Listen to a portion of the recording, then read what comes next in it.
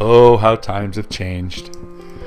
Saratoga, back in the days of the Blossom Festivals where the whole area was covered with orchards. Would you look at those cars? 1916, that's downtown Saratoga. Amazing. I would have loved to have seen that. Look at that. That's where Blaney Plaza stands today. We used to have a railroad. Here's an aerial view from 1937, and a little closer view shows that we were surrounded by orchards. Everywhere. This whole area was all orchards. The whole valley was full of orchards. Things were quite different back then.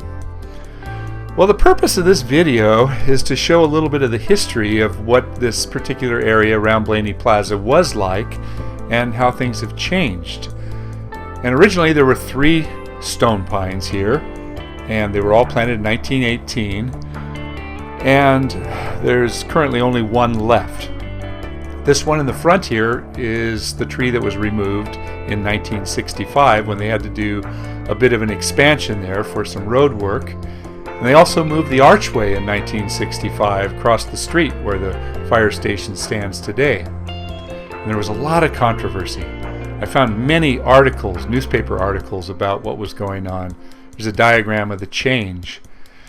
And there was a lot of discussion as to whether or not we should keep the trees or whether we should change the road. We had a historical foundation here that used the 3 trees in their logo. That's quite interesting. And there it is. That was the most beautiful of the 3, and it was removed in 1965. What a magnificent specimen.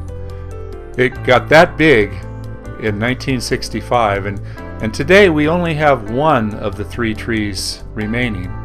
The tree number 2 had to be removed in 2011.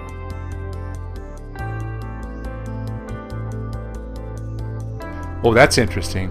When they moved the archway in '65, they moved it across the street at a cost of $4,000. And there was quite a few articles written about that. There we are in the 60s, and here we are today. That's it. That's the remaining tree. The tree was propped up in 1992 because it also had some movement, but there was room to put in a support. This line indicates the balance point at the support.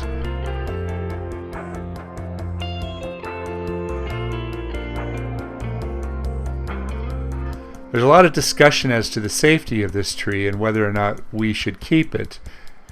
I believe we should. I believe this tree is too important and too historical. I think the city should do everything they can to preserve this tree, and the public needs to recognize the value of how long it's been there.